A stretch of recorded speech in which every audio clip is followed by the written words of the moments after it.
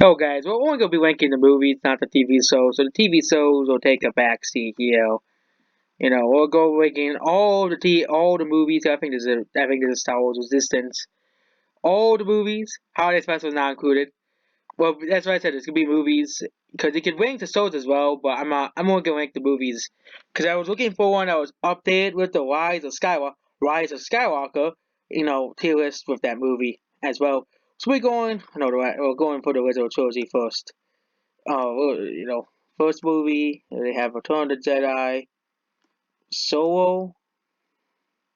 Oh, the Empire Strikes Back is down here. I was wondering what the Empire Strikes Back is, so we're going to be doing them in chronological order. Well, actually not chronological order, release date, no, the time the movie came out, of course, release date order. So we'll be going from, the first movie to the last movie. Here in chronological order. So the first movie, of course, is the first Star Wars movie. Of course, the first this one is an instant classic. So of course, it's an S tier movie. Same thing with The Empire Strikes Back. These two movies are instant classic movies. I know someone who hates The Empire Strikes Back. You know, not why other than Ryan Johnson. But Return of the Jedi. We'll be ranking it in A tier. It's not as great as these two movies. Anakin Skywalker from these movies kind of ruin it for me. I wish they released the original version of this movie, and also Jabba the Hutt is a creep, so I don't like Jabba the Hutt. He's a good villain, but he's creepy. He gave me nightmares. But the first two movies are basically just classics. How could you not hate them? It's kind of like ranking the first Jurassic Park movie. So over the other five movies, it's the classic. Next is Episode One. So Episode One is a pretty weird one. I think it's way better than Episode Two. Episode Two is kind of in this C tier territory.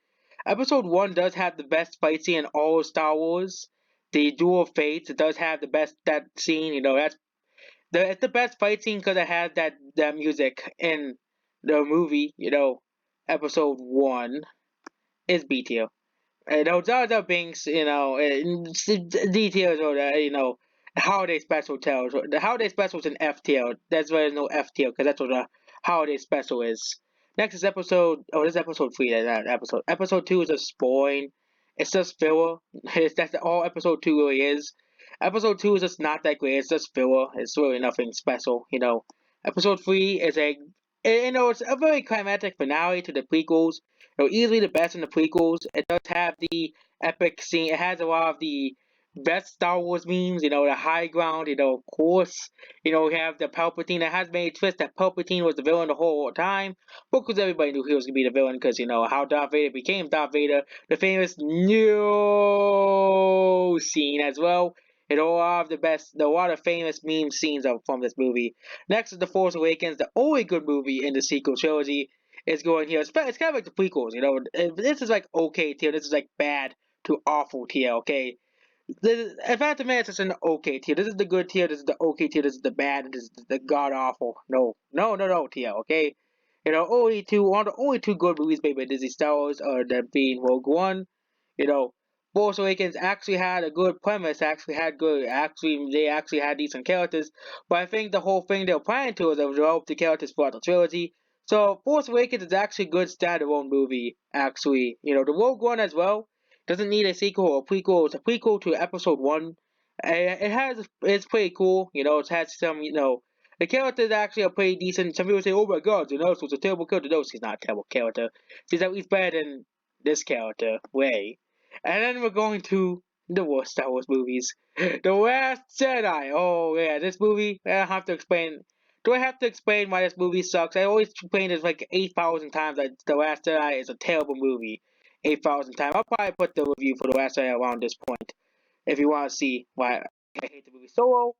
Oh, this movie is still better than The Last Jedi, so it's C tier. Solo Star Wars story is just a disappointment.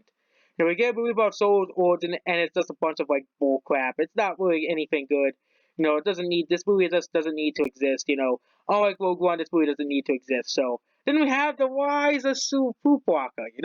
Of course it's D tier. This movie sucks. It's terrible. Okay, this is the worst. This is probably the worst Star Wars movie ever made. Okay, I don't have to make a video about this one because there's already a video I made out there. Okay, so this is the official ultimate Star Wars tier list, including, The Rise of Skywalker, including that movie. There's also the Clone Wars movie as well. Oh, that movie existed. I forgot that movie even existed. The Clone Wars movie. I think that's the movie they're talking about here. The Clone. That's at the TV. So yeah, the Clone Wars movie. That's completely. I didn't see it. So that's basically about the Star Wars movie tier list. And what do you think about the Star Wars movie tier list? What do you think? You can leave your opinions about your Star Wars tier list as well. Because you can actually easily go here and make your own tier list yourself. And that's basically it. Goodbye.